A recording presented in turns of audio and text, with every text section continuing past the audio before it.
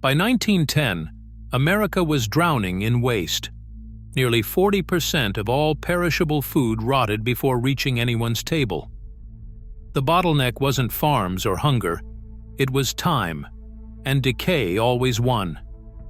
Then an unlikely outsider, observing Inuit hunters in Arctic Labrador, saw fish freeze solid in seconds at -40 degrees Fahrenheit, their texture perfectly preserved months later. Clarence Birdseye believed what government inspectors did not, that the key to ending nationwide spoilage was not just cold, but speed. His breakthrough was immediately condemned as frozen filth. That condemnation triggered a blockade that nearly destroyed him. But his vision went on to feed over 100 million Americans. How did one man, dismissed by authorities, redefine how an entire nation eats? The answer begins with the food crisis no one could ignore. In the first decade of the 20th century, American cities faced a silent emergency.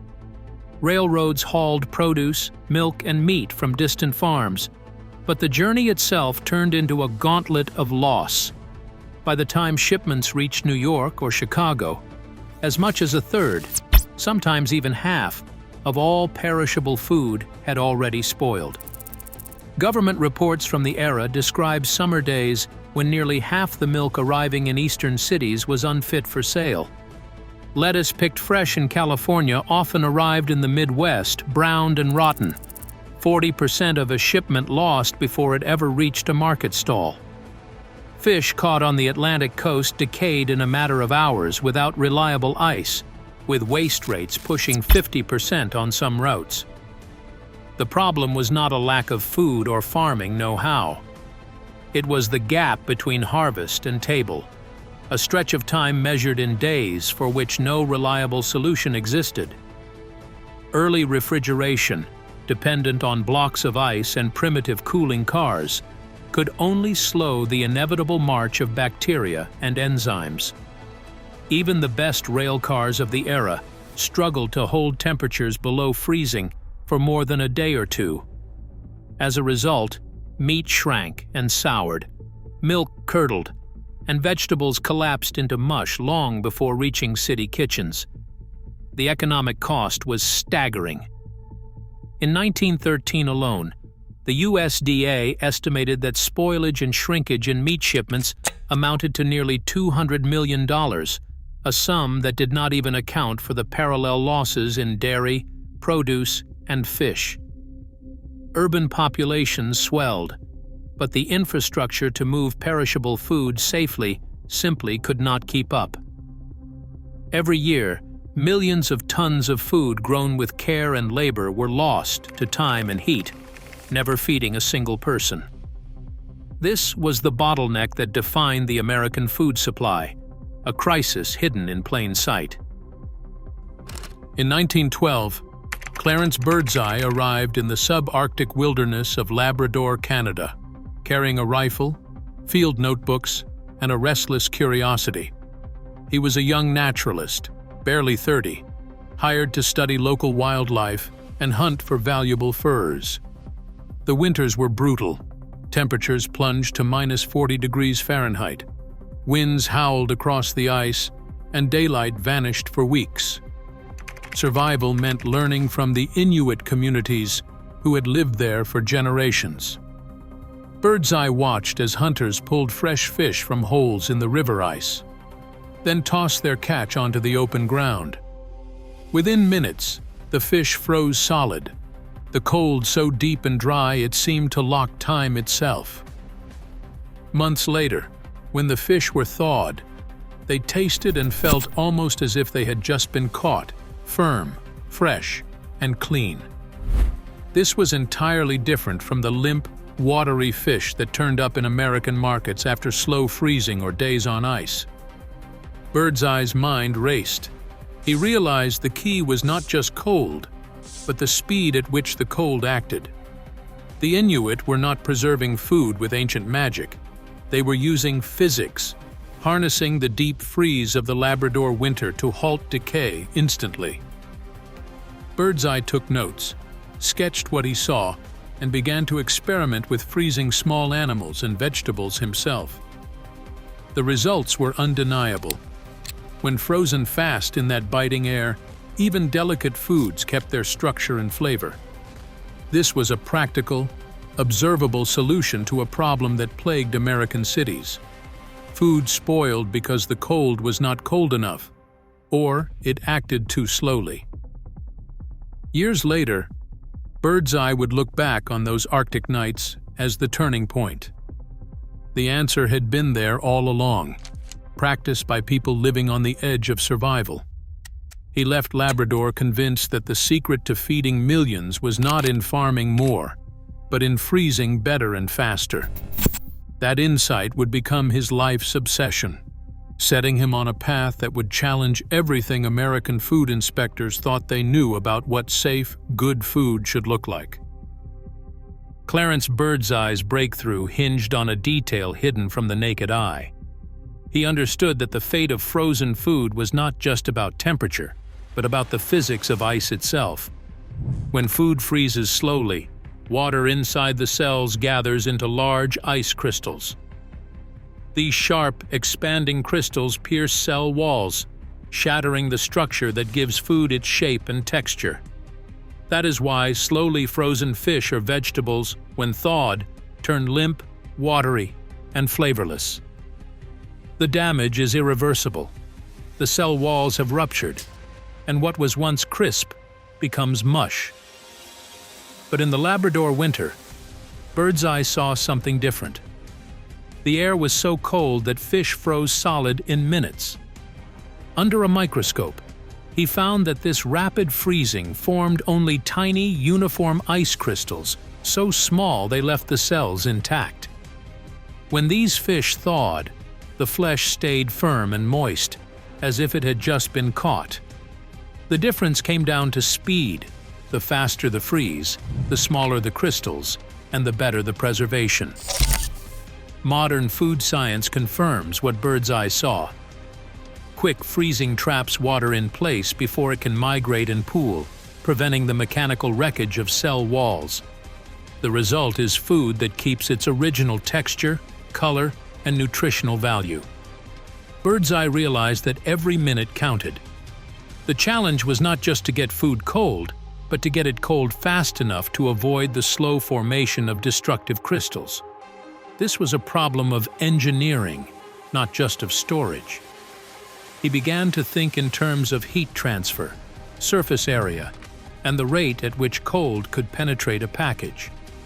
Preserving food meant controlling the very structure of ice itself. For Birdseye, the path forward was clear. If he could build a system that froze food as quickly as the Labrador wind, he could save what was lost in every shipment and change how the world ate.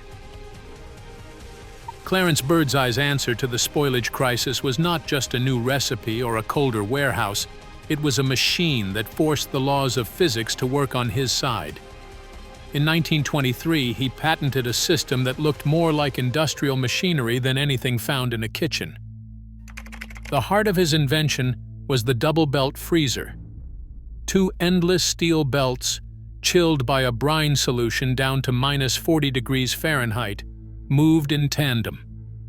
Packed blocks of food, fish, meat, vegetables, were loaded between the belts, which pressed firmly against both sides. As the conveyor carried each carton through the freezing zone, heat raced out of the food and into the metal, dropping the temperature from above freezing to 0 in under 2 hours, even for the thickest cuts. Birdseye's insight was simple but radical. Speed was everything. By maximizing surface contact and using powerful conduction, he could freeze food so quickly that only tiny ice crystals formed inside each cell. This preserved the structure and flavor, making thawed food taste and feel almost fresh. The process was repeatable, scalable, and, unlike the Arctic wind, controllable. The double belt system did not just mimic nature, it improved on it. The 1923 patent spelled out every detail: the belt's temperature, the pressure applied, the thickness of the cartons. Birdseye even specified the use of insulated packaging to keep the cold in and air out. This was engineering as much as food science, a blend of thermodynamics, material science, and practical trial and error. The result was food that could be frozen in minutes instead of hours, ready to travel across the country without losing its quality. For the first time, the journey from harvest to table could be measured in days, not spoiled by the slow creep of decay. Birdseye's machine made the science of preservation tangible, offering a glimpse of abundance at a time when waste was the norm. Federal inspectors, trained to judge food by what they could see and smell, walked into Birdseye's freezing plant and found themselves staring at a product that defied every expectation. Instead of glossy, fresh fillets or the soft sheen of canned vegetables, they saw blocks of food encased in ice, with surfaces frosted over and colors that looked pale or uneven beneath a glaze. For decades, the rules had been simple. Surface frost meant a product had thawed and refrozen, or worse, that it was hiding decay. Discoloration suggested spoilage, not preservation. In the absence of any federal standards for frozen foods, inspectors defaulted to the visual cues they knew, cues shaped by years of policing cold storage and canned goods, not rapid freezing technology. Without clear guidelines, each field inspector became the final authority. Packages with the faintest haze of ice or a patch of dull color were flagged as suspicious. In reports, these unfamiliar textures and glazes became grounds for rejection. Retailers, wary of running afoul of regulators, refused to stock the products. Shipments were turned away not for any evidence of contamination, but because the food simply didn't look right. In the mid-1920s, there was no federal code to distinguish between genuine spoilage and the harmless markers of quick freezing. The result was paralysis. Birdseye's process could deliver food across the country in perfect condition, but the market was locked by appearance-based rules. Every block of frozen fish or peas risked being condemned on sight, not on science. This left Birdseye's business stranded. No matter how clean the lab tests or how fresh the taste, the absence of standards let skepticism rule the day. The system, designed to protect consumers, now blocked innovation at the door. Inspectors, acting on tradition, became the gatekeepers of the old order, holding back a technology that could have saved millions of pounds of food from waste. In 1924, Clarence Birdseye faced the collapse of his first company. Birdseye Seafoods, once a hopeful venture, slipped into bankruptcy as retailers and regulators refused to accept his frozen products. The market had no appetite for food that looked strange, no matter how fresh it tasted after thawing. Investors pulled out, shipments piled up unsold, and his family's savings disappeared into a business that seemed cursed by skepticism. But Birdseye refused to quit. With little money left, he turned his focus from the boardroom to the workbench. He rented modest lab space and scavenged parts for new experiments, sometimes working late into the night with only his notebooks and a handful of loyal assistants. While creditors circled, he kept sketching designs for faster, colder, and more reliable freezing equipment. He tested new packaging, waxed cartons, pressed blocks, insulated wraps, searching for a way to keep ice from damaging food or leaking flavor. Even as bills mounted, he filed patent after patent, convinced that the world would one day need what he had discovered. By the end of the decade, Birdseye had filed more than 300 patents covering every detail of freezing, packaging, and cold storage. Each document was a small act of defiance against the chorus of doubters. He recorded freezing curves, measured temperature drops, and improved every stage of the process, from the pressure of steel plates to the thickness of the cartons. His garage and rented labs became proving grounds for ideas that no one else believed in. Through years of rejection and financial ruin, Birdseye's determination never wavered. He saw what others could not, a future where food could be preserved at its peak, no matter the season or the distance. Bankruptcy was not the end of his story. It was the crucible that hardened his resolve. While the industry moved on without him, Birdseye kept building the foundation for a revolution no one else could see. Independent laboratories began testing Birdseye's quick frozen foods in the late 1920s, comparing them side by side with fresh and traditionally preserved products. Under controlled conditions, chemists and microbiologists measured nutrient levels, texture, and bacterial counts after storage at -18 degrees Celsius. This temperature would soon become the industry's baseline for safe frozen storage. The results were impossible to ignore. Quick frozen vegetables and meats retained more than 90% of their original texture and vitamins, even after months in cold storage. Bacterial growth, relentless in chilled or canned foods, halted almost entirely at these low temperatures. Food scientists documented that the rapid freezing process, by locking water inside each cell, prevented drip loss and the mushiness that plagued slow-frozen goods. These findings left little doubt. What looked odd to the naked eye was, by every scientific measure, cleaner, safer, and more nutritious than most so-called fresh food delivered days late by rail. The data began to speak louder than appearances, and the old objections started to lose ground. In 1929, the calculus around Birdseye's invention changed overnight. General Foods, then known as the Postum Company, saw what others had missed. They did not just want a product, they wanted exclusive control over the process that could end food spoilage at scale. The deal was staggering: $22 million for Birdseye's patents and technology, a sum that would exceed $400 million today. This was not a bet on a brand or a single product line. It was a wager on a future where quick frozen foods could become a national staple. With the purchase, General Foods gained the rights to the double-belt freezer, the multi-plate system, and every packaging innovation Birdseye had patented. Suddenly, the resources to build factories, supply chains, and retail distribution were at hand.